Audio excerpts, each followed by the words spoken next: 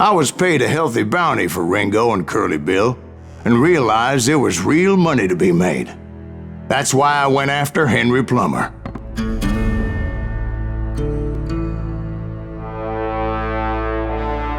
Wasn't he the sheriff who augmented his income by shaking down miners and robbing gold shipments? That's the one. Oh yeah, I remember him. He ran that gang of thieving outlaws called the Innocents. So it's true that you went toe-to-toe with him? Indeed I did, son. Indeed I did.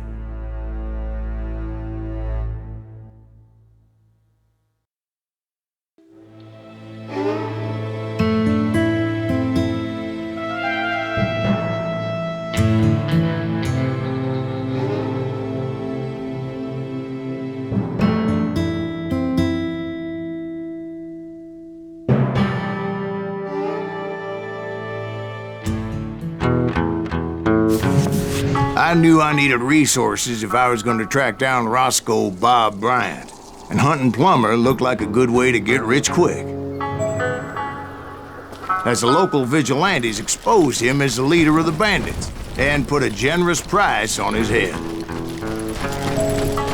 Plummer rallied his gang to plunder one last gold mine before making their escape, and that's where I thought I'd find him.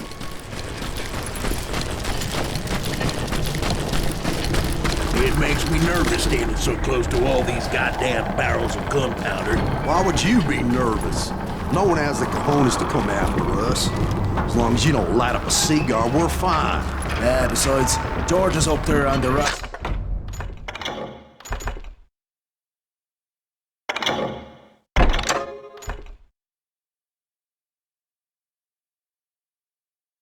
That rifle of his, nothing gets past him.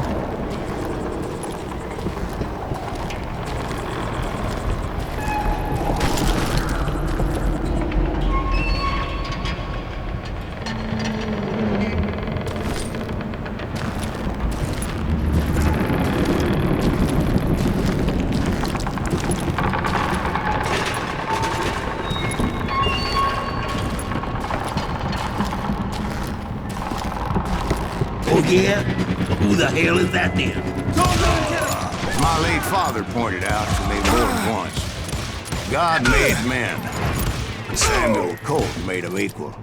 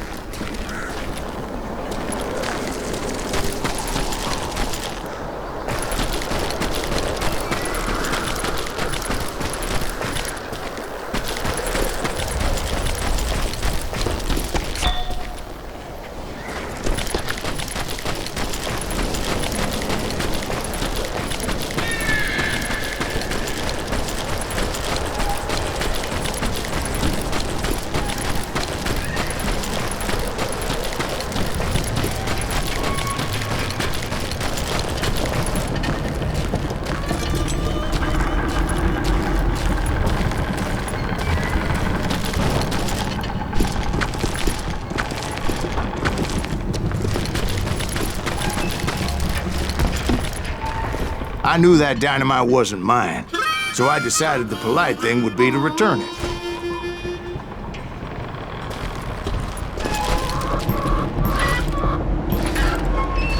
It was the biggest gold rush since Sutter's Mill in '48. Unfortunately, prospectors weren't the only ones drawn to those riches.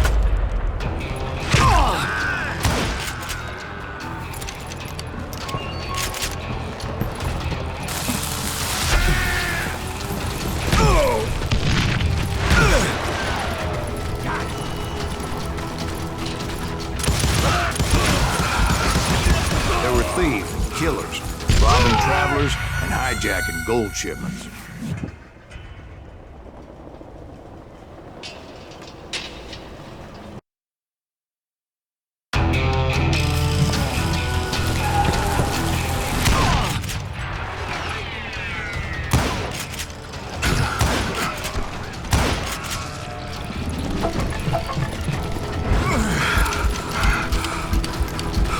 Like those that ran with Plummer. Some were just regular folks I knew from town, drawn by greed and easy pickings. Charlie Crow, the blacksmith. James, who worked in the stable. Sam and Jeremiah Barber, the butcher's sons. Of course, the rest were veterans of the Civil War. Stone-cold killers trained on the bloody fields of Shiloh and Antietam. Plummer had a lot of men on his payroll. A hell of a lot. That son of a bitch pretended to protect the public with one hand while stealing them blind with the other. He set up a defensive perimeter which I had no idea how to breach. Dangerous, desperate individuals. I was outnumbered and in way over my head. But I was too damn stubborn and stupid to realize it. They must have thought I was touched. Or had some kind of death wish. Seeing as there were barrels of gunpowder everywhere. I thought I was some kind of hero. I finally made it past and headed on to meet my destiny.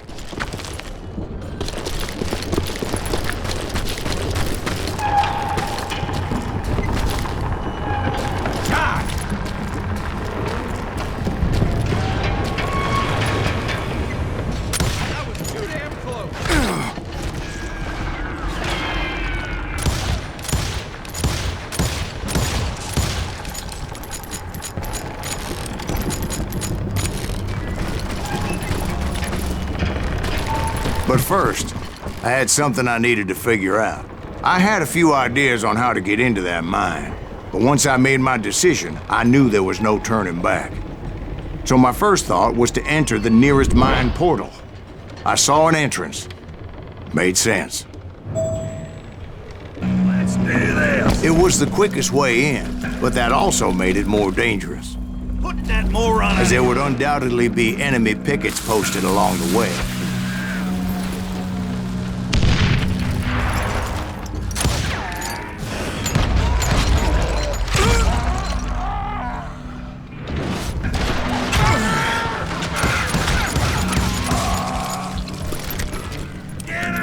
Besides, once you enter a mine like that, it's easy to get all turned around. Some of those shafts could be as deep as hell.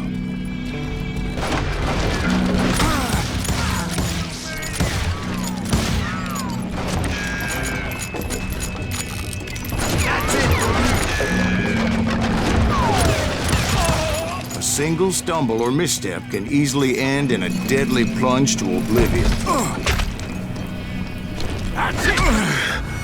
This is why I do not like heights.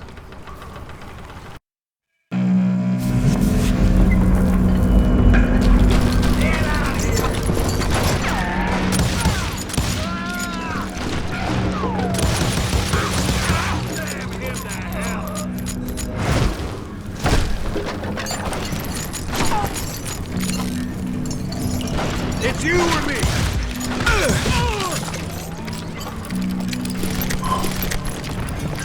I'm here!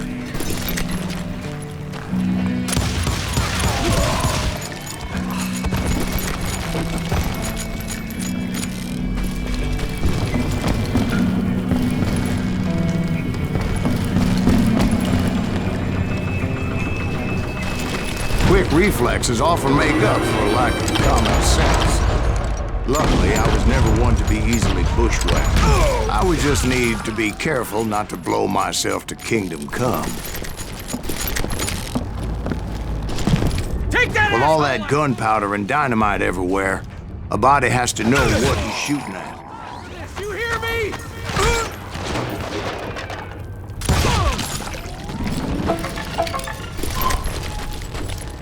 One wrong bullet could have turned that mine into a dad-blasted tube.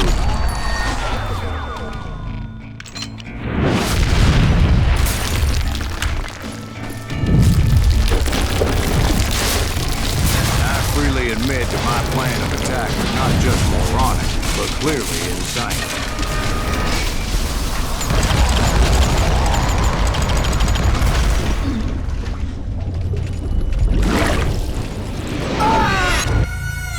It's a good thing that I abandoned that ridiculous plan before I even tried it. Instead, I spotted a ladder, a way into the mine from the opposite side.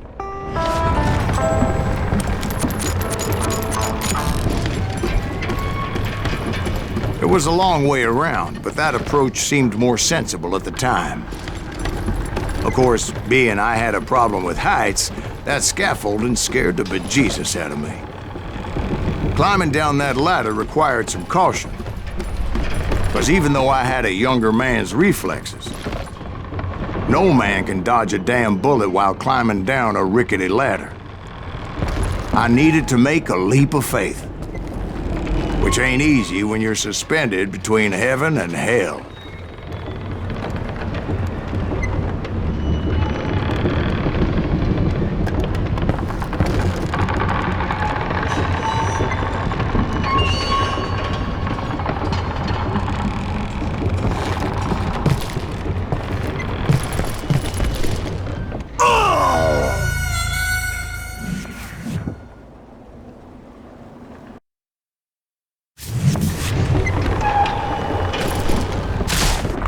I was determined not to give up, however. That Sheriff Plummer seemed quite the despicable character. When the vigilantes discovered what the sheriff was up to, people were outraged. That 10,000 they put on his head would go a long way to helping me find old Bob. And I had made it my mission to settle that score come hell or high water.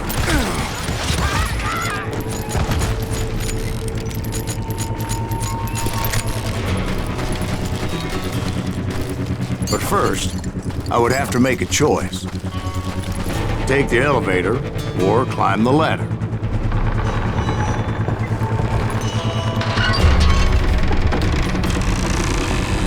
I picked the more convenient and more dangerous route.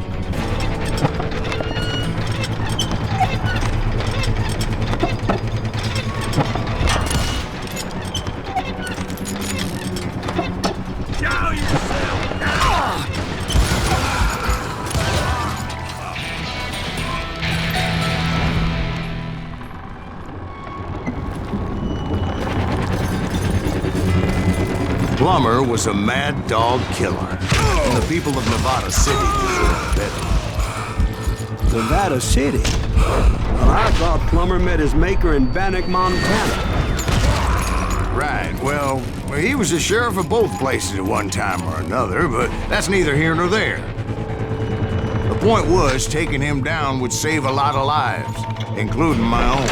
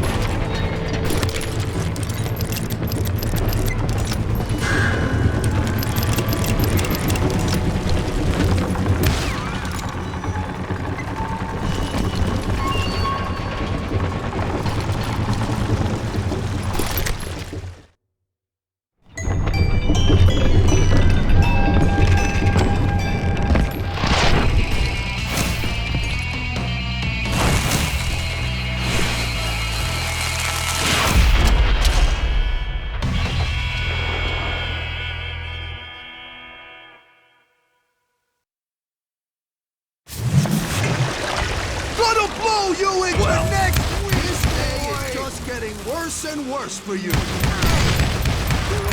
Henry Plummer was clearly unhinged, and I could see right away that this was gonna take some doing.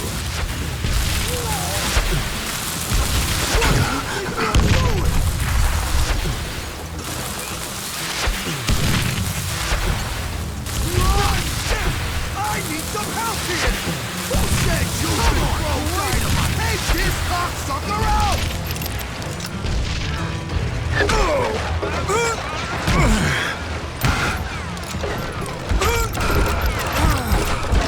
Middle-ain't that sucker!